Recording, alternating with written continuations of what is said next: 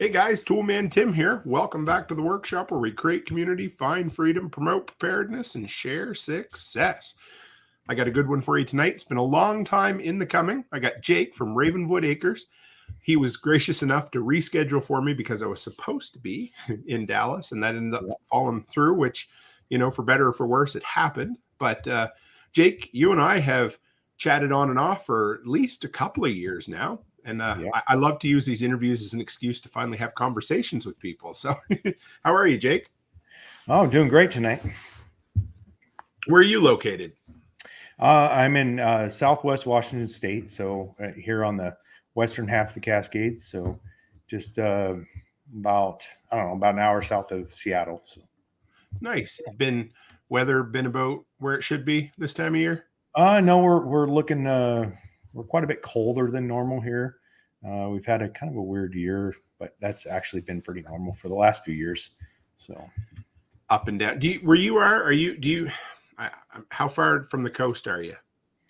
Well, yeah, that kind of depends. You got the Puget Sound here, so we get some weather that's kind of Puget Sound related, and then to the actual Pacific Ocean, you're looking at about an hour and 15-minute drive, depending on where you're trying to go. So you get a little bit of humidity and that sort of thing, or is it? Yeah, not so much in the summer. We tend to have dry, hot summers, and then, but your winters, spring, and stuff are a lot of rain. If those that had never been in the Pacific Northwest know that, or don't know that it rains a lot here. And then it's funny because you have Mount Rainier.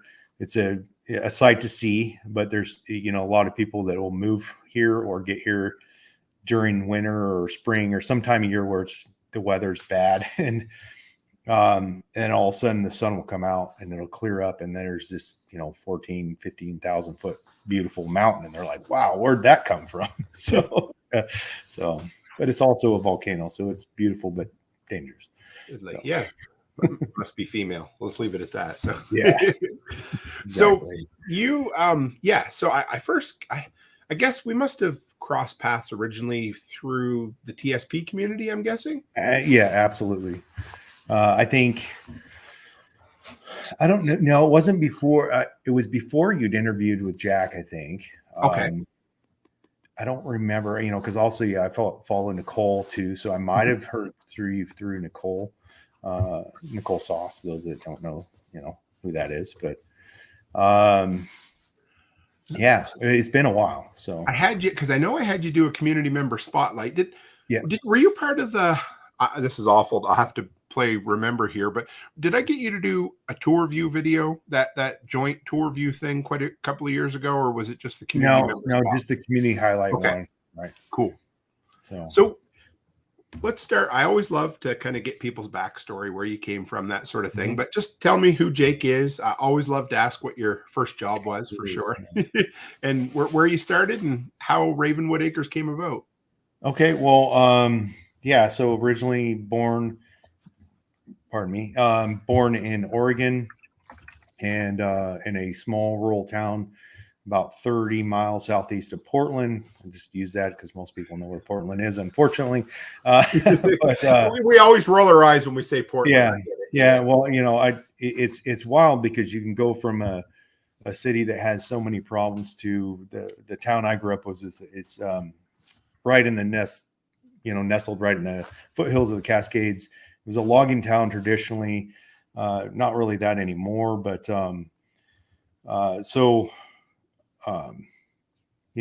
I guess my passion in life started with anything mechanical. I started with fixing my own bike to working on cars, to my own cars. And I think you mentioned first job, right? But always love so that. My first job, other than working for my dad, but was at a lake resort. That was a really fun job, actually. As a campground, we rented fishing boats and whatnot, and it was a great summer job because it was pretty much all high school students that worked there, so we had a lot of fun. So, but and then following high school, I ended up getting a job at a garage door manufacturing plant, a pretty large manufacturing plant in Portland. started off as a helper, worked my way up basically as a journeyman mechanic and working on the machinery and stuff there. In about 2002, I decided that I wanted to take a different path in life and join the U.S. Army. Pursued. So that was real post 9/11. Like, did that play into your decision a little, perhaps, or do you remember? It did. Yeah.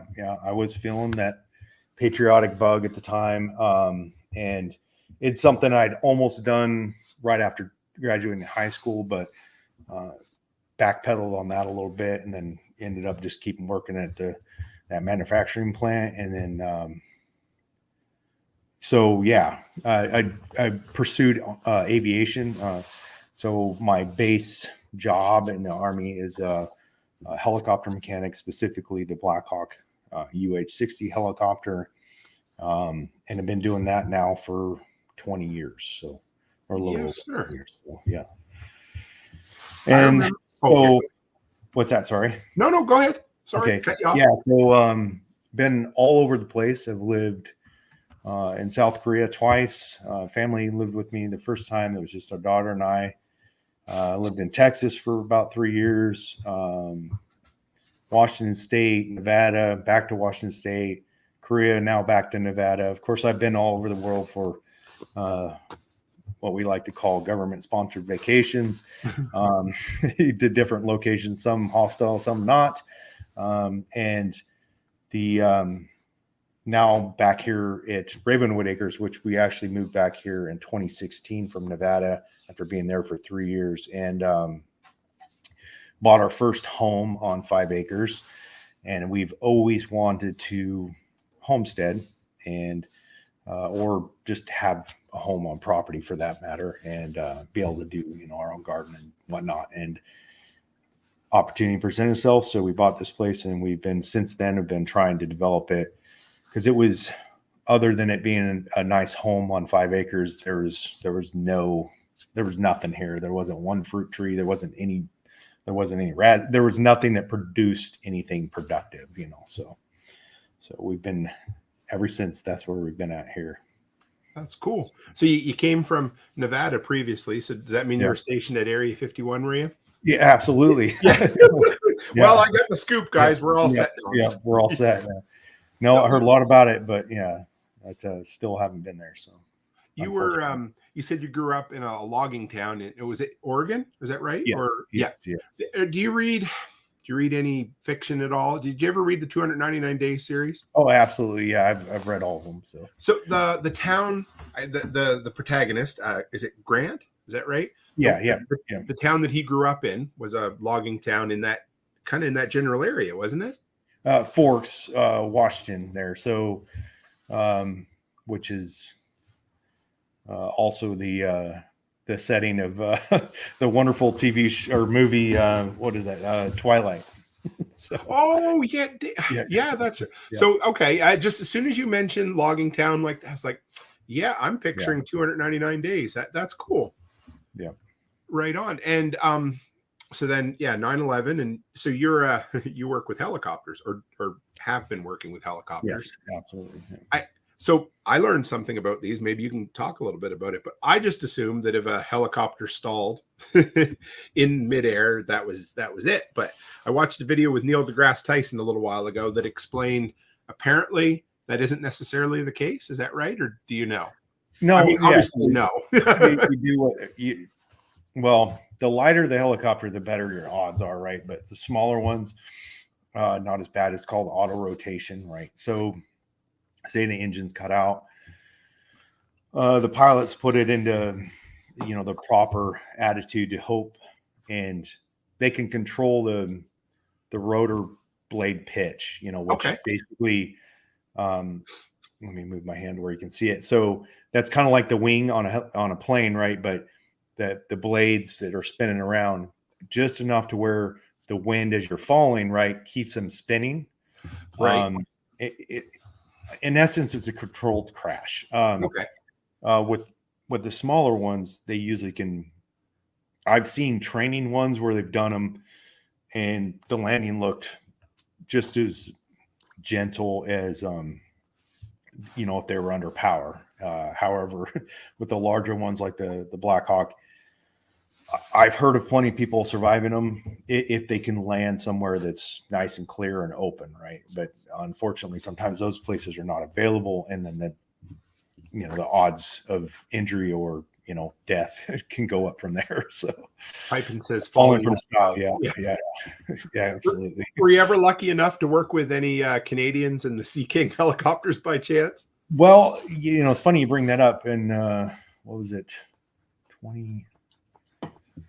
2017 or 18? When I was at JRTC, which is a Joint Training Readiness Center in Louisiana. They're one of your aviation Air Force guys were with their helicopters. They didn't have the Sea Kings, but they had Air Force, Chinooks and Yep. their, I think, Lynx or whatever those are. I will note one though, that your MREs are way better than U.S.A. I've heard that. It's funny. Alice just mentioned to me last night that's my daughter. She said, "Dad, we got to get back in and eating the MREs again." She likes testing them out, And we bought a case of 12, the Canadian ones, and they were pretty good. So, what was the difference? Why were they better? Just different? It seemed like more like real food. Okay. That's all right. The U.S. MREs, it seems like, there's a lot of flavors or quote unquote menu choices, but it all kind of seems to taste the same. There seemed to be some difference there.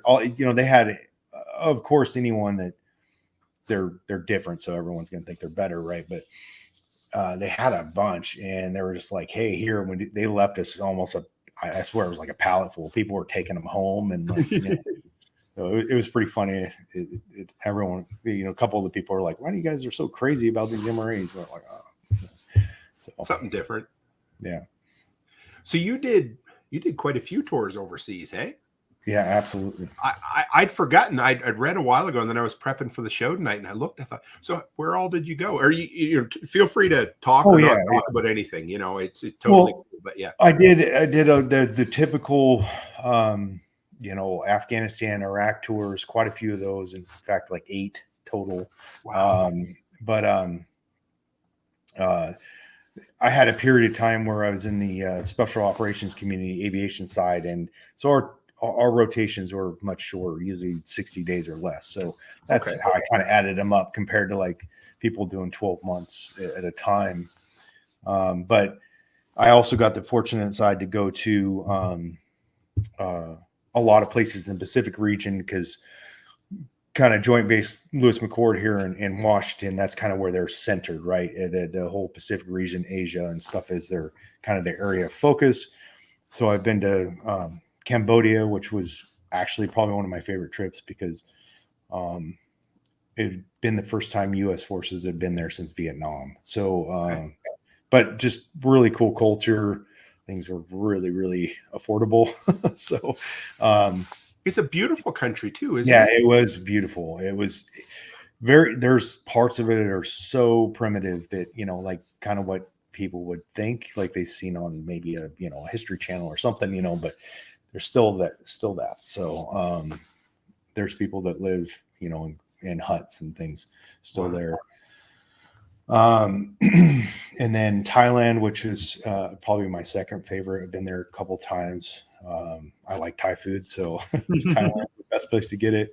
And very welcoming, friendly culture there. And Guam, of course, a couple times, but that's a U.S. territory. And Australia twice. I like the Australian people. I'm not sure if I'm a huge fan of Australia. Maybe it's just I haven't been to enough cool places, but it's really expensive there. But the whole island thing, I assume, seems like any island nation or any island community tends to pay through the nose for things, right? Yeah, it's and I'm a big food guy. I like foods, and I like their traditional foods, and I hope nobody here is offended by this, or anybody from Australia, but they try to emulate a lot of American style food. And if you've been somewhere and you have your own food culture, you're like, this is not right. Like they had a lot of barbecue places, and I'm like, it wasn't a poor imitation, or wasn't good compared to the barbecue I've had in the U.S. So Probably be like a Chinese person coming to the U.S. and eating yeah, and American Chinese food, right? yeah, absolutely. Like, this is not Chinese food. So, And you were in recently Korea too? yeah, so 15 months there. Normally it's about a 12-month if you go unaccompanied, as they call it, like if you're married without your dependents. You can choose to try to go accompanied, but you have to spend there longer because of course it costs them more to send you there, ship your stuff there, then provide services for your family and whatnot. So but I did the extra 3 months to try to realign myself to get back to Washington State, where my family's been here at Ravenwood Acres. And I had to basically, it told me, is like, well, there's not anything available right now, but if you extend for about 3 months, we can get you back there. And I'm Nice. like, okay, I'll do it.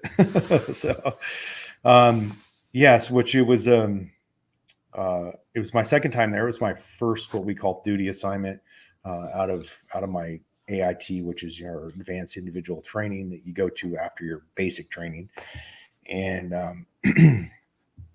was actually in the same unit, which was kind of cool. Same company, same unit. And it was pretty good. It could have been better, but the COVID restrictions in Korea were still pretty restrictive. And so there was a lot of things I wanted to do, but I couldn't do. A lot of the travel and stuff was fairly restricted. So, but I got to work on some things while I was over there. Worked on the, my content creation a little bit. Built a website because I didn't have a family to come home to. I had a little apartment basically to myself that I had to figure out something to do with my time. So I made the most of it. How far were you from the DMZ there? Is that right? Yeah. Mileage wise, I don't know. I'm just south of Seoul. I was located. Most of U.S. troops now or U.S. military period is located quite a bit further south. The aviation unit I was in is actually located right just on the south side of Seoul, which is in the Seoul Air Base, which is an actual Korean air base, but we're kind of off on this little postage stamp size. I mean, it's about half a mile long, little small place. So, was that leftover post-Korean War? Was it, or is that kind of? Surprisingly, most of the places are there. Like the first time I was there was Camp Stanley, which is most of those places didn't make much sense strategically. They were actually just when the sign, they were kind of, that's where people were at, so they just stayed there for a long time. Really interesting. Probably the most I think anyone would have. It was really enlightening, I guess, because I spent a lot of time just because I work on the helicopters, but the Black Hawk I actually get to fly in the back too as a crew chief. Nice. And so I get the aerial view of a lot of things in the world. And I blown away when I first got there the first time. Like there's still, trenches and fighting positions and things that are still maintained by the Korean Army that you wouldn't believe. It is a country ready to go to war at any moment. And unfortunately, obviously, that's something we want, but they are there. They're ready. And it's something you'd never see in our countries, in Canada or the United States. No one's ever actually experienced that type of lifestyle, I think. So it definitely put a lot of things in perspective for me early on in my Army career. So you said you guys have had Ravenwood for about 5 years. Is that right? Yeah, going. I think what was it? August this year was 6. So okay. So how did that work? Is it you guys are kind of attempting to homestead or building a homestead? Are you? Yeah, we are. So, even in 2016, anyone that was in here in the U.S. knows that the housing market was just starting to really kind of heat up. So that was pretty competitive. Our main goal when we were moving back was we wanted something with, I mean, even a half acre would have been okay with for us, but the more the better, So we kept moving. We're quite a bit. I'm about a 40-mile one way. So about 80 miles round trip commute to my work. So Oh, I'm paying the price. I'm paying the price, but it was worth it. So I think it was like the third home we actually put an offer on that we ended up getting. So, but we're happy with it. Its only drawbacks was, as I mentioned earlier, is other than like one little garden space, they didn't have pretty much. Well, I guess I'll retract that. There was a pre-existing chicken coop and a goat shed, but no fencing, no fruit trees, nothing of that nature. So everything since then we've put in. So you guys must. It's going to be pretty important to have a strong relationship and a good partner to be able to take care of a lot of that while you're away, I can imagine. yeah. So I'm probably like a lot of people in this world. I'm one of those guys that I kind of have my ways of doing things, and I have a hard time asking for help. Mm-hmm. Kind of raised that way. I don't know. So, or maybe it's just because I'm particular about how I like things done. But excuse me. So that I definitely learned some lessons in that, because as I was trying to get ready to leave, there's a lot of things that I did that neither, I have two teenage boys, and daughter. Well, she's 21, so she's kind of doing her own thing. But the that really hadn't, other than their basic chores, hadn't done a lot of the things I've done around the property. But I'm getting ready to leave for, well, initially it was planned for a year. And then that ended up being a little bit longer. So it created some challenges for sure. Did you put together some like kind of standard operating procedures or anything like that for the kids and the wife? Or up front, I went through a few times. I went through and showed my boys and the wife kind of things. But I learned quickly that like showing them once wasn't enough, right? Yeah. Because they'd be like, I don't remember what you said. Live So my son's 25 and he still does it. So. Yeah. Well, live streaming is your best friend when it comes to Yes. things like that sometimes. Right. I've literally had, we have a above ground pool that, heck, I got from a friend that bought a house that his wife didn't want it because she thought it was scary. And I get it, because they had little kids. She wanted it gone. It was in good shape. But I don't know how many times I've walked my wife through things while she's live streaming, like, no, do this, no, do that. And technology has been a good friend in that incident. So that's cool. And of course you're into preparedness like most of us. Absolutely, yeah. So how does that work? How being away for a year and a half, and yeah, like how do you prep while you're away? How do you make sure your family's prepped while you're away? I guess you got to look at it two different ways, but how did that work for you? Well, so our preparedness journey, kind of started like a lot of other people's in like about 2008, when things got pretty tough around the world. I did have some, we did have a Y2K party. We were actually up in my hometown, up in the mountains where we like to go and bonfire, because we thought we'd be able to watch the city and everything go. I don't know what we thought, but I get it. anyways, we had a good time. And but so my wife's always supported this stuff. She may not be as involved in it as I am, but she definitely is concerned about some of the world's ways to know that it's important. However, there's a lot of things that I do that they're not involved in, and that definitely, you can have, like I like to say, you can have all the preps in the world, but if if they don't know what they are, then they're worthless. And right. So creating good, action plans, and actually running your family through them, or, no matter who it is, people living with you, whatnot, is crucial. as I mentioned, I went through a few things like, we got a generator, but like here, show my boys, like, here's the generator, here's the steps, here, start it, let them start it, let them get it running, let it get it hooked up. They're like, cool. 3 months later, be like, hey, the power's out. I'm like, well, you know how to run the generator. No, I don't, Dad. So, I get it. Yeah, it's tough.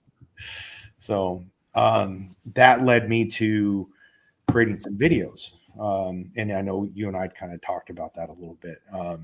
And so when I was home, one of my times from Korea, I went through and just pretty rudimentary videos because I was in a hurry, filmed like starting the step-by-step, even though the generator does have step 1, step 2. Yeah, I know. Starting the generator, winterizing, how to put where all the faucet covers are at, and those type of things, where they're located, are because you were on a well. If they have a water problem, I labeled the valves, like shut this, valve number 1 or whatever, shut this off, do this, do that. Just step by step. I want to actually build, a better library of those, because, you never know when you're going to be out of town, and you could even share them with, for us in the future, when all our kids are off being adults someday, you might have someone home, house sitting for you, and you can be like, here's a video library of stuff. If you're going to be gone for 2 weeks, they know how to operate how your pump house works or whatnot. So where did you store those? Was it like a private YouTube playlist? Yeah, I went ahead and used YouTube, and then just made them private, and then unlisted, unlisted, and then you just share the link to them, and then they have it, and then they can access it any time. Of course, that's based off of having internet and things working. You of course could create hard copies that were downloaded to a computer or something like that. So that's a great idea. I love that. And the cool thing is, it works whether you're going to be in Korea for 18 months or you're going to be away. You work in the oil patch and you're away for a week up north, and the power goes out and your family needs the generator as well. It worked. Yeah. It makes your life better no matter, how long or how short you're away. Yeah, absolutely. I think there's a lot of people that, depending on their profession, they might leave on Monday morning and then not be back until Friday. Well, they're gone all week and their family's there. So definitely get that. It could be as simple. I mean, this is, you don't want to be morbid, but I mean, maybe you fell off a ladder and you're out flat in the hospital, and it's pretty hard. You might be, hopped up on morphine or Demerol or something, and your wife needs to know how to start the power, right? So that's cool. Chris Dixon wanted to know what gardening zone are you in? I think we're like 7A or 7B, depending on what one you look at, which works to our benefit. Pretty temperate climate here, honestly. Although you wouldn't know it right now, it's like 23 out. But I know it's not compared to your cold, Tim, but that's all right. I got thick skin. I can handle it, but Pipin says, my father used to leave work notes on his home answering machine. That's actually not a bad idea either. Yeah. Yeah. I guess the days the answer machines are gone, but voicemail still works. So yeah, it does. Absolutely. So you were making content while you were overseas as well. How is there any, do you have to balance that? I can just imagine, because and not just being military, but anybody who's away for work and that sort of thing. Is there any concerns about making content while you're working or while you're away, or as long as you're careful, not a big deal? Yeah, I think as long as you're careful, I've always tried to avoid talking too much about what I do. Not that anything I do is like super, secret squirrel or anything. It's just, I don't want to ever be scrutinized by that. Like a lot of people, depending on your job in the military, I do hold a security clearance. So I just, be careful. I don't try not to talk about what I'm doing, because I don't want anybody to be like, oh, what you said was not okay. And there's of course always the, they don't want you to express views that are considered official views in the, like this person's representing the U.S. Army and they're saying this thing, and You don't want to be a communist, right? yeah, exactly. So, but I did kind of have to get creative because my channel has definitely gone kind of all over the place. But It's great though. It is. I yeah, love the stuff you do. It's cool. but I did have to get a little creative. And I'm like, well, I'm here in an apartment, and I started in 2016, kind of moving towards a little more towards the homesteading space, and which is very competitive. But I still was kind of transitioning that because it was stuff I was doing. So I was like, well, what am I supposed to do now? Because I'm in a little apartment on the second floor of this 9-story building. That, so I made the best of it, and I felt like it did all right. Kept the channel alive. So I looked forward to your comm series. You did how many? yeah. Was it a 7-part series or was it nine parts? Yeah, that one I knew I could do, right? Because I am a licensed ham radio operator. I participate my local community. I'm in the Aries, which is a amateur radio emergency services team. I'm in actually a really active team, which I'm glad to be back part of. We're very involved in the local community. We have probably one of the most supported teams, at least in any of the states that I know of, or in our region. But so I figured, well, this is something I can work on. I didn't want to do total ham stuff because the competition out there for the ham radio YouTube channels, there's guys out there that are 10, 20 times smarter than I am. So I'm like, I'll leave that to them. They've got the experts out there. I mean, these guys have been doing it for 3 times as long as I have. So give me for those who didn't see it, or what was the thrust or the overview of your comm series that you did? So my whole goal there was to kind of just take a person, because the biggest thing is the entry into communications. It is a part of emergency preparedness, but a lot of people don't want to. They don't want to get their license, right? They don't want to deal with, and that's to each his own, right? I'm not one of those hams out there that are like, oh, well, you're just whatever. There's plenty of them out there, unfortunately, I think they have a negative impact on the community. But so I tried to kind of build off of what we call in the military a PACE plan, primary, alternate, contingency, and emergency, right? Which you can use for that acronym for pretty much anything, but in communications we use it as,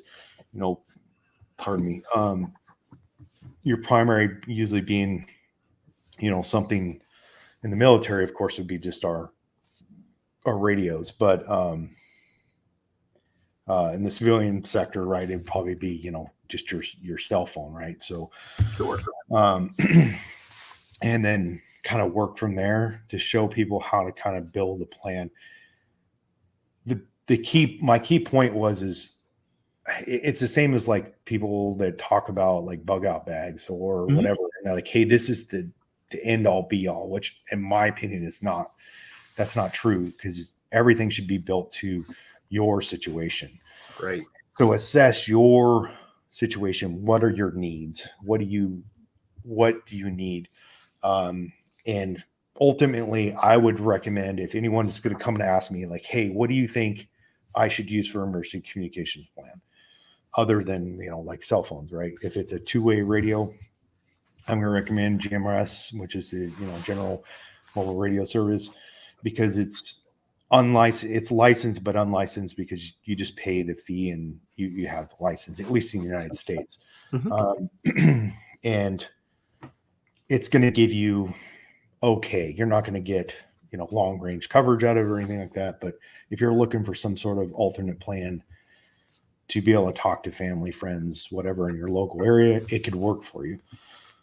But yeah, I kind of think that's where I'm at. But there's some new stuff out there. My last couple were about Meshtastic networks, which are really cool, and they offer a lot. They are, though, you have to be a little bit more of a geek to like want to get into them. I think there's there's definitely a space there for someone that wants to get in, get the initial systems, put them in place, program them, get them all set up, and then sell them kind of plug and play ready. Because I'm sure, as you know, there's a lot of people that that's what they're looking for. They're not looking for something that's going to have a high learning curve. So Right.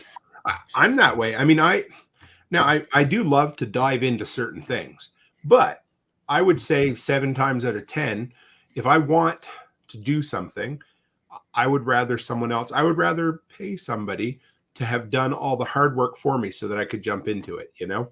Yeah. It was like the boys there last fall or last spring when they were all talking about the Lightning Network. I was like, yes, I understand. I really want to get into this, but I just don't have the mental capacity to spend time on it, you know? So they kind of dragged me kicking and screaming through it. And I'm glad they did, but that's the way it is. A lot of times it's just nice to have other experts that you can lean on and say, okay, you know, here's some time or some money or whatever to make it work for you, you know, or so that you can make it work for me. Yeah, because I think all of us have, we have so much capacity, right? There's so many things that we're doing that you're like, okay, I'm just willing to pay somebody to do this for me. Right. Because I've got so much else going on. It's not that I can't. Same thing as like, I'm very mechanical. I do most of all my work on my own vehicles, but there's certain things sometimes that I pay someone else to do because, you know, my time's worth money. And yeah, I just, you know, I'm like, I just need this done. I need to be able to go drop it off while I do something else and go pick it up tomorrow or the next day or, you know, a couple hours later, whatever it is, and it's done. So, I've been working on, so every time I bring a ham guy on, I run this scenario by them. So I'll share it with you and you can tell me what you think. But my brother-in-law lives 10 miles from me. I have my ham license. He does not. Mm-hmm. It's, as far as elevation goes, we're equal. Like we're level. There's no higher points between us, no trees between us. But, you know, any of those off the shelf Costco style radios and stuff, even though they say 35 miles, yeah. So what would you, any suggestions, or if you had to build, okay, this is what I'm looking for, and I'm totally putting you on your spot, but I can handle anything on my end. Doesn't matter. I can have as tall a tower as I want, you know, power, technology, everything. But what I want on the other end is something dead friggin' simple. You know what I mean? Like just pick up a radio, turn it on, or, you know, something like that. To where he could basically receive a message versus he couldn't transmit back, correct? I mean, I know technically he can't transmit back because of, you know. Yeah. But well, I know, at least in the U.S., right? In emergency situations, real world emergency, and then could transmit technically, but there he is now. See, that's my brother-in-law calling him simple. So no, just trying to make it easy for him. So because he's really the only family member that's close enough. Their house is 10 miles out, and if there ever was an emergency scenario or situation, it would be really nice to be able to communicate or have a plan put together for that, right? Yes. Boy, that's I know it's a tough one. It is, you know. So, but if you're now, I would tell you that there's the potential that the Meshtastic system would work that far, because you're talking about being flat. The guy in Sweden that does, I can't remember his name off the top of my head. He supposedly has gotten out to 150 miles. Now, I of course have not tried that. But you need, they almost act like little miniature repeaters, don't they? Yeah, but he did from point to point 150 miles, wow. Which is pretty wild to think of. But I don't know the conditions or what he's under, or what, you know, and how that worked out. But 10 miles is still within, you know, line of sight. Yes, yeah. Radio. So, you know, obviously depending on the altitude of the antennas and whatnot, but you ultimately, like with like 50 watts of power and a decent antenna, you know, even your what we call, 2 meters. I'm just going to say that. Obviously, you know what I'm talking about, but Yeah, other people know about. It should be able to reach. I think so. Because I know where I'm at. I'm a little bit elevated. I'm outside of a valley, but I'm only just shy of 400 feet above sea level. I spoke with a guy, line of sight, with a radio that's in my Jeep that's 40 watts, and Okay. he was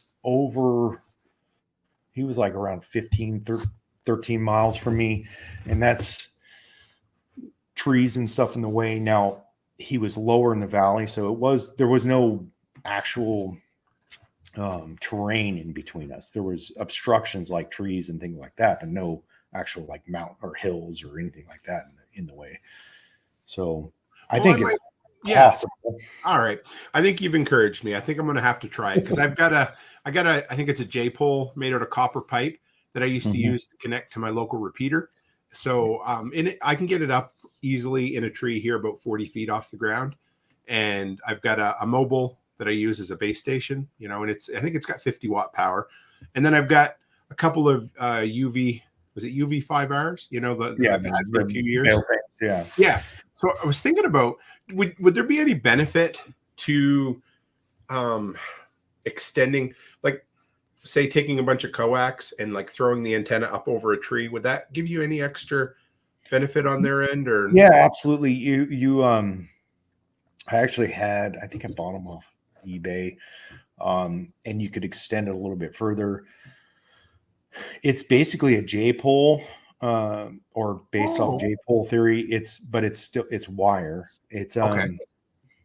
you remember the old TV antenna wire? It was like 2 parallel wires and then the clear plastic in between, or some of them were colored plastic, but it was just 2 copper wires running. It's built off of that, but you could take that and put it up in a tree or on the side of a building or whatever, and run the coax down. It has, the ones I bought, I think, have like a 10-foot coax on them, but then you could extend that and then run it off of, I've ran mine off of handheld radios before, and it dramatically improves the range. Of course, antennas, the higher you get them, the better.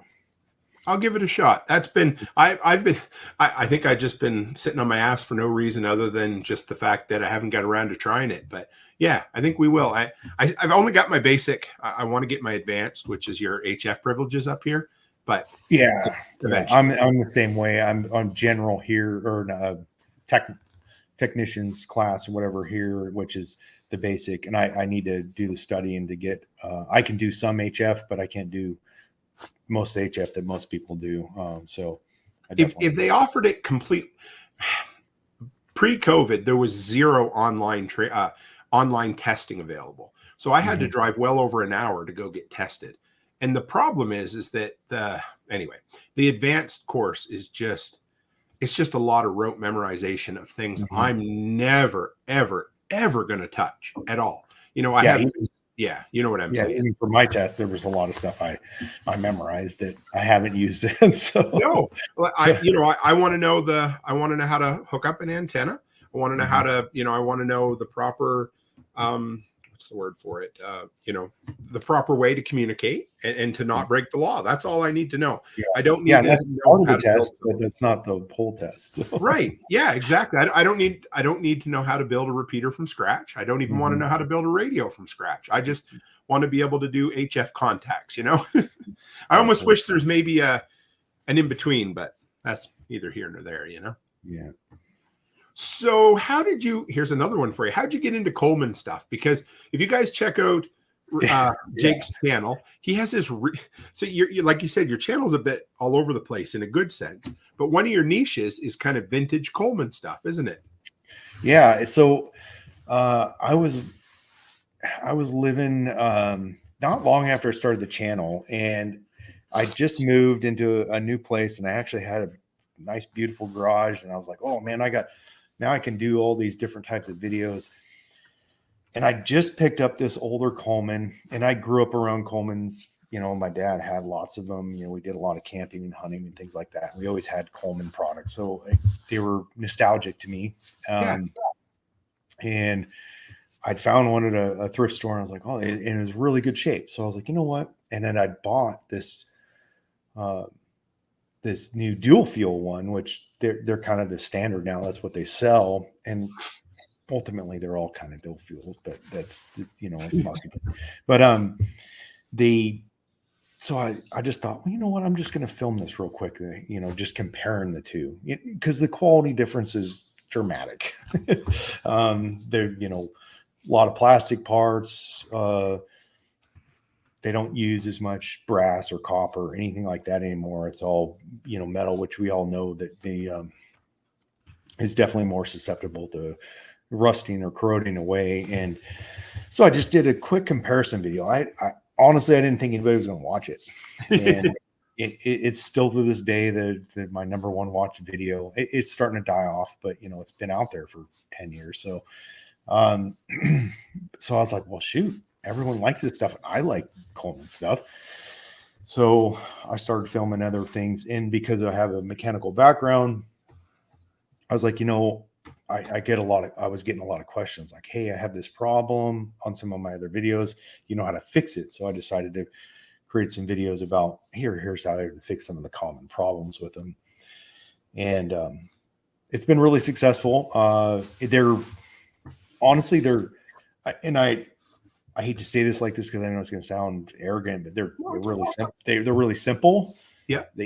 Operation, at least for me, right? I understand how they operate and how to fix them. And but there's plenty of people that don't. But I get tons and tons of people that thank me for the content and save them a lot of time and money and so on and so forth. So it's worth it. I enjoy sharing that with people, and it's been good for my channel. So that too. What's your favorite? You have a few old pieces now, do you? What's that? Oh yeah. I still yet to own, like, I want a chrome one, because they made those, but I definitely envy the people who live on the East Coast, because I'm on a Coleman group on Facebook. Okay. Coleman Collect. And some of the shares they got, those guys, man, I'm like, man, what? Like, because around here, I'm lucky if I find stuff that's tend to find a lot of the 200 series, 220 series, which are really common.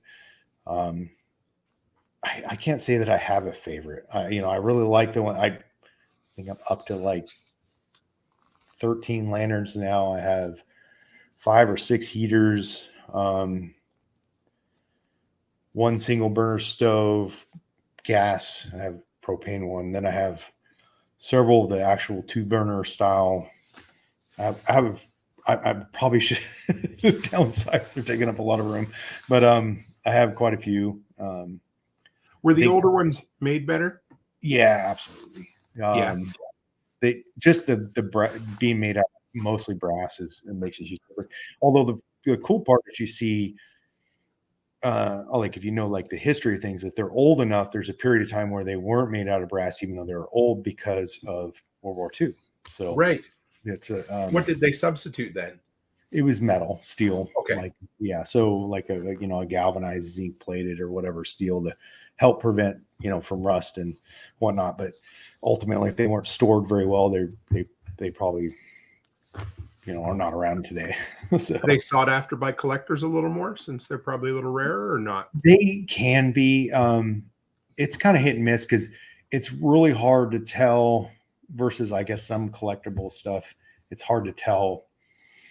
Like if something's been other than like, okay, this year, this model definitely didn't have brass, parts on it. And all of a sudden now it does. So somebody obviously replaced those parts. It's kind of hard to tell what, if someone's done work to them, like versus like maybe a classic car or something like that, where they're looking at like, imprinted numbers on the engine or other parts of it to where like, oh, this is not original. So they would keep the same model, same design for quite a few years then, would they? Yeah. Coleman's definitely didn't, they didn't change it up a whole lot. There's a few different types that they have out there that yeah, like I said, definitely didn't. Their 220 series ran for forever and ever and ever, and there's different years and little variations to it, but they're still pretty much the same lantern for the most part. And a lot of times people are like, I can't find a part to such and such, and if you look on the forums or whatnot, you'll find out they're like, hey, this part works on these 6 different model lanterns, so if you can find one for this, it's going to be the same. The internal parts are the same, so they might have some different features or styling. But what's the most common issue that people have that you usually help them fix, or that people can fix quite often? Some people might get annoyed with my comments, but the gas generator. So, and they call it a gas generator. Okay. It's the little piece that goes up through the center. It's got a needle in it. It's got it's a little valve, and it goes in between. It's usually mounted and goes up into the air tube, which air tube is the piece that runs up to the top, and then you have your gas tubes that run down to the bottom. And it tends to either it's damaged or it's clogged or whatnot. It's basically the most fragile part of the lantern. So therefore, if it's been stored improperly, dirty fuel has been run through it. Now, they have pretty good screens in the bottom in the tank, so usually the dirty stuff doesn't make it up into that area, the lantern. It shouldn't, but Sometimes it does. So, but that's usually like other than that, I'd say the number 2 thing would be usually like the valves will get seized. They'll, on off. They'll get gummed up because someone left fuel in them for a decades. Yeah. So and so those, sometimes I had one that I took apart and tried to soak. I soaked it in Marble Mistral oil. I did all kinds of things, and I could never get that thing to like turn freely again. So I just ended up replacing it. It got so lacquered up in there that it wasn't worth my time, I guess, to try to fix it. So some of them you can run off of like gasoline as well. Is that right? Or yeah. So what they call their dual fuel now, which is I don't know if they sell any that are even not. I don't pay a whole lot of attention. They're brand new ones, but they say dual fuel. They can run off unleaded gasoline. Of course, most people will tell you, hey, run the non-ethanol if you can get it. Sure. But that's hard to find that. Yeah, I'm fortunate. I can find it. My local community has a real big, like, classic car hot rod scene. There's quite a few car shows and stuff in here. There's a gas station in downtown that sells it. It's expensive, especially right now. It's really expensive. Sure. It's like $6+ a gallon. But wow, okay. But it's high octane too. So it's like 90, 97 or something like that. But so they'll run off gasoline. I've ran mine off gasoline. It doesn't seem that my dual fuel one doesn't seem to problem. I've had plenty of people comment, and then there's a couple of the forums that I follow that people are like, yeah, I can run unleaded in any of mine. There's special, like Coleman saying dual fuel. A lot of people say it's just kind of a marketing thing. I try not to recommend that, on my channel, just because I don't want somebody. I already occasionally get the safety police come after me. Oh, so, yeah. Like, oh my gosh, you're going to die. You're going to kill everyone. I did a video on backfeeding your generator. You can imagine the comments I got on that. Oh, yeah. Well, I did the refilling the propane cylinder. Oh, yeah. You're going to kill children and old people. Yeah, I had someone tell me that I'm going to get sued, and it's against the law, and that they're going to send the law enforcement to come get me. And then I quoted the law to them, and they of course never responded. But it was basically, technically, here in the U.S., if you do it, if you transport them thereafter, you could be held liable, but it's not illegal to refill them as a person that's using them. Now, if you're refilling, trying to sell them, yes, absolutely. But so I've been doing now for almost 10 years now. And I haven't died yet. No, I'm you're still here. doing. Still here, Tim. So this might be a dumb question. I've always wondered this, but when you run off gasoline, does it stink? Or like, can you cook with it, or is it just for lighting, or both? Well, they sell. You're talking about the lanterns, right? Yeah, because I know they Yeah. have white gas, right? That you can get. Is that? Yeah, with his, I think it's called naphtha or something like that. Yeah, Technically, yeah, we call it Coleman fuel or yeah, white yeah. gas. The they also sell the ones that are like the cook stoves that run. They call them dual fuels that will run Okay. off the unleaded. And the lantern, when I ran it off of unleaded gasoline, um, No smell. didn't smell any different to me than running it off of Coleman fuel or white gas. So Okay. I just wondered because I mean gasoline in general just is kind of rank, you know. I every time I spill it in my damn garage, I can smell it for a few days afterwards. And yeah, but not quite as bad as diesel, but yeah, exactly. But I was curious. I've never done it. I should try it sometime. But yeah, that's cool. I was going to ask you too. So Jake does a lot of reviews on a lot of different things, and he's introduced me to a few different products. But how is that? You just picked up? Was it a 12-volt diesel heater as well? yeah. I've been watching. Of course, I probably consume twice as much content as I actually create, but someone I've been following that's an Oregonian for years. He has a conversion van that he built. It was like an old shuttle van type thing, and he converted it into like a camper, right? And he had one of those in there, and I was like, that is really cool, and I just decided one day I wanted to get one because my workshop, it's not fully insulated yet. I'm working on it, but I usually either run a Mr. Buddy out there, or sometimes it's just a little space heater or whatever, depending on how cold it is. And I was like, well, one of these would be really great to test out, and then it'd also be something I could use if I go camping or whatnot. And that's the cool part about them is they're relatively affordable. I think I paid a little over $100 for mine, and it's fully enclosed. It has a fuel tank. It has the burner assembly. It has a digital display. It hasn't even a remote. And it's running in my workshop right now because I'm just testing it. The digital remote actually works pretty good, surprisingly. It's very Chinese, but Sure. I had no doubt to do if you talk about is they're Chinese clones. And I found a guy here recently talked about it that the Chinese there's a European version of these, and they're like $500+. And there's a guy that tore one completely apart, and he's like, honestly, they're a clone. He's like, other than maybe some of the parts that they use not being as high quality, they're same. And in fact, he had two. He had one of the European models. He had the Chinese one. He's like, the European models broke down on me twice versus the Chinese working.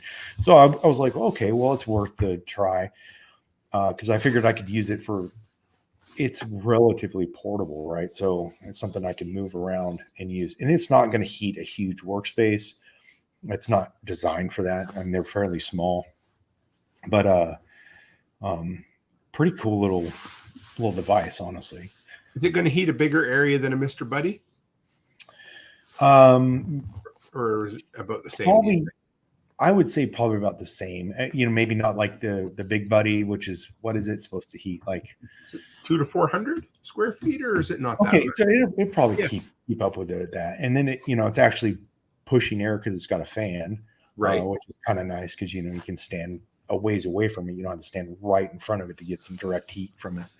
And it vents to the exterior as well, right? Yeah, absolutely. Like right now, I just took a couple of shelf brackets, put it outside, put a hole through the side of my workshop, and it's outside because it does have an exhaust pipe, right?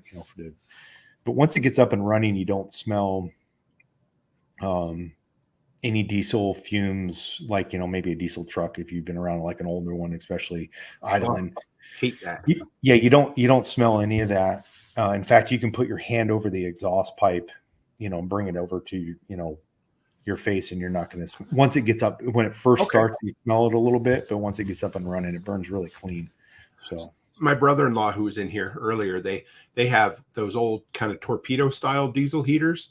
mm-hmm. And they use them in their calving barns, and they're unvented, of course, and they definitely have a bit of an odor sometimes. And I think the older they get, the less efficient they are, so they don't burn as smooth, But I really like this new one. Have you done any testing on its power consumption at all yet? So right now I have it. I intend on making a, just a plug in, use one of the, a 12-volt adapter. But because I just kind of put it together real quick, I just got to run it off a deep cycle off my camp trailer that I keep, I store inside during the winter, of course, because I don't want it to get ruined sitting out in the camp trailer. But it seems like it barely uses any power. I will definitely do some more detailed testing in the future to see kind of how much power consumption it is, but it doesn't seem, of course you have, the consumption or it doesn't sound like the fan actually runs any different. So I don't know if the power consumption would go up when you turn the heat up, on the remote, you go from, I think it starts at 3 and goes to 6. Okay. Which is a little odd, but it's like I said, the instructions it's probably metric are worthless because the Chinese, it's bad.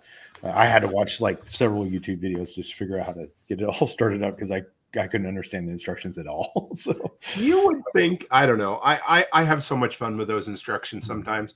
And sometimes you get imported stuff and the instructions are like, you know what? I can understand what they're saying. And then other times you're just like, I don't know what the hell they're talking about. Yeah, these ones aren't bad. I think if you have troubles with it, like it, like it's not doing something you wanted, it's more like a troubleshooting guide than it is a user's manual. It seems Fair like enough. if you read through it, like even though it's still pretty bad translations, but you're like, this is more like a troubleshooting manual than it is a user's manual. Like here's how you set it up. Here's how you start it.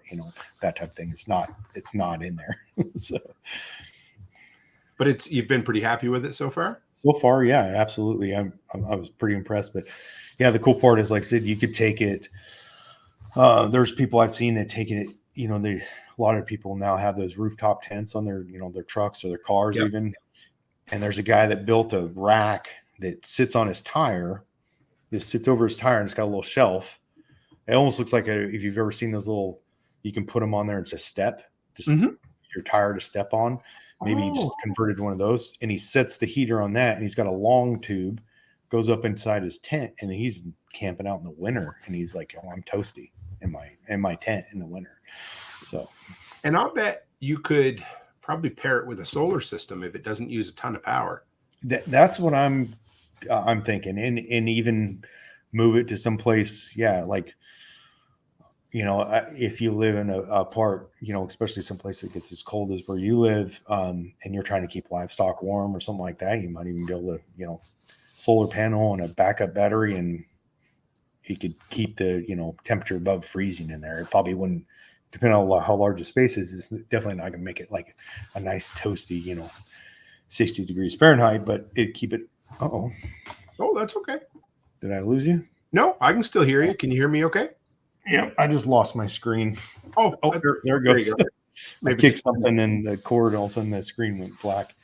But yeah. So now that you're kind of stateside and home, what's next for Jake and Ravenwood Acres and your content and your homestead and that kind of stuff? Well, yeah. So I just recently started the process of submitting my what we call a request to retire in the military, because we get to a certain point and they call us in-def, which means you have to ask to leave the Army. Okay. And so submitted that with the goal of retiring late 2023, about December timeframe. I'll probably be out a little bit prior to that because of my vacation time that I have built up. But those that are not familiar with the military or pensions or not, unless I'm definitely not some general or something. So I can't retire for and just not work. I'll be starting another job of some sorts, at least for the next 5 to 10 years. But the whole goal is to get really kind of double down on our property, increase our food security, which I think is amongst everybody's concerns right now with the way things have been going over the last few years. We've been really focusing on perennial type production here on the property because of how often I'm away. Perennial type stuff is definitely less maintenance intensive, right? Versus those annual crops that you have to be there during certain times of the year, or just it's not going to work for you.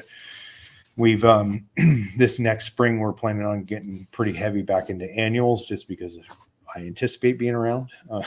We hope all works as well in the world. No one does anything stupid in Europe. And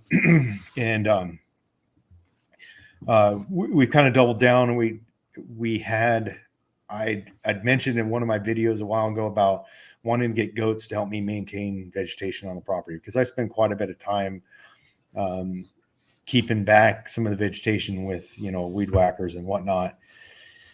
And I thought, if I had goats, that would really help. I could put them to work instead of me doing that. And we had some friends that were getting ready to move to Texas, and my wife calls me. She's like, "Hey, they have 2 goats and a lot of chickens. Or a lot of turkeys they just want to give us." And I was like, "Well, we're not quite ready, but we could be ready. How long could they wait?" So that was recently. I put in a bunch right after getting back from Korea. I put in a bunch of fencing. Got that all set up, and dealing with the challenges of owning goats. Anybody that's owned goats know that they can be a challenge to keep within their confinements. Escape artists, yes. Yeah, yes. So they had a few escape problems. Got that solved right now. We'll see how long that lasts. And turkeys, sold a bunch. Sold about half. End up paying pretty much for the feed costs. The ones we're keeping, have a few more that are allocated to friends. The rest are going to get harvested. They're not quite ready for Thanksgiving. We could, but they'd be a little small. So we'll probably do them maybe more towards Christmas. But anyways, the whole ultimate goal is just to keep at it here. Our content, I'm trying to go back a little bit more towards the homesteading, and anything ultimately is anything like preparedness related, and there's not a lot that's not preparedness related, and depending on how you spin it, in my opinion. Right. So, I've got a lot of plans. Time I'm short on, but a busy schedule. I'm sure just as you feel the pressure, I have long days. I usually get up at 4:30 in the morning. I'm not home until 6 o'clock at night. So it's tough to maintain that a homestead and a content creation. That's what I'm looking forward to getting out of the military, is because the military consumes an extreme amount of your time. So I'm looking forward to having a job that's a little more traditional. So anything you'd like to do, or do you have your eye on anything in particular? Well, honestly, I have a lot of options, but I have gone to school for emergency management. Wow. However, I don't want to work for like a federal agency. I want to work for a local. Yep, I get it. Partially because of the only federal one would be like an hour and a half commute one way. So I don't want to deal with that. I could probably suck it up for a little bit if I had to make money, but I don't want to, because I have so many other options. I don't feel like that's necessary. I wouldn't mind working for state or actual local county level is really what I want to work at, because I feel like that level is still connected to your local community. It's not getting orders from the White House. And you can, I just mentioned to me the other day about being on the local emergency management committee, and I may not be a big lover of government, period, but if you had to have just one level of government, I'm probably okay with local government. Yeah, and I live in a pretty small community. I mean, I think the county I live in, the total population around 150,000. So Okay. not huge for the whole county. So um, so yeah, it's pretty small level. I can of course always resort to the aviation side for work. Sure. I have regularly get job offers for that side just because Mhm. I know that are out. Or I do have a friend that's he's trying to convince me to open up. He's an HVAC guy and he has his own business in Oregon. Mm. He wants to expand in Washington. He wants basically me to head that up. It sounds great. I think the money would be good, but I also think it sounds like a lot of work. So I get it. We're not getting any younger, right? That's the Mhm. problem. Yeah, absolutely. So, his business is expanding really quick. But of course, I think it's his business also a little bit based off of the housing market and whatnot. So we've seen where that's going. So Feast or famine, and Mhm. that's the other thing too is being part of a growing business is great, but it's going to be a huge tie in your time as well. Yeah, And yeah, if a feller's trying to at least, I don't know, 25% semi-retire, the last thing you want to do is be filling up all your available hours again, right? yeah. And that's kind of our goal is hopefully to get to where maybe I'm 100% full time for the next 5 to 8 years, and then after that, find something where I'm either working for myself or just reducing hours because I am going to get a pension from the military. It won't be enough to live off, especially when I got still two teenage boys Yeah, that like to eat, freezers full of meat in a short amount of time. And I get it. but the you know as they're getting closer, a few years out from going off and doing their own thing. So and we get there, then I won't have to work as much. My wife works too, so we're sitting healthy. We just like anyone else, we want to maintain that lifestyle at least for the time being. So For sure. Yeah. Well, we've been almost an hour and 15 minutes doing yeah, the yeah, interview, Jake. I really appreciate it. So how do people find you? That's the big thing. I want to make sure people know. Obviously, we know who you are, but where do they find yeah, you? absolutely. So you can check out our website, which is theravenwoodacres.com. They couldn't get it without the in there because someone owns it and I didn't want to pay the price for it. So, but and then of course YouTube is probably the next best place. Ravenwood Acres over there at YouTube. I do have Instagram, TikTok. I should do more there. I don't. I have a little bit there. Of course, I'm on Odyssey, MeWe, even Float, which we all know kind of where that's going. But Kind of uh, sunk. yeah, but if you go to the website, theravenwoodacres.com, all the links and everything is in there, and you can kind of follow along if you don't remember any of the other links there. So If anybody's watching on the replay, I pinned Jake's YouTube channel here in the live chat. But if you're listening in the audio, I put all of your links in the description for the podcast. So it'll all great. be there so people can find you for sure. Perfect. So yeah, anything else we missed, Jake, or you covered? No, I think we've covered it most. It's been great, Tim. I Yeah, appreciate no, finally connecting. yeah, So I said some of these interviews are a bit selfish on my part because I have people I consider friends and acquaintances that I've, talked a little bit with offline or online as time goes on. But these interviews are great because it gives us a chance to finally sit down and yeah, I don't know, get to know each other a little bit. I appreciate it. And then share it with the community. absolutely. Cool. Well, I'd love to have you back sometime. Maybe we'll do a deep dive in Coleman gear sometime if you'd like. Heck yeah, yeah, definitely. That'd be fun. Maybe in the new year we'll hook up again and get you back on. Sounds good, Tim. Perfect. Thanks, Jacob. You can hang in the background for just a sec while I close up if you want, and I'll be right back with you. All right, we'll do. Well, guys, I hope you liked that. I am so glad I finally got Jake on here, and I was thankful that he was flexible enough to move things around. And we got him on this evening for a rare Saturday evening interview. So I hope you guys appreciated it and enjoyed it. I know I did, learned a lot. And it's just good talking to someone like-minded that has, common sense and some just real good thoughts coming out from him. I love it. I love learning about the Coleman stuff and the diesel and just hearing everybody's stories. It always brings a smile to my face. So just want to thank Jake one more time for coming on, and thank you guys for being here and asking questions and sharing information. And as always, guys, stay happy, stay healthy, and have a great week.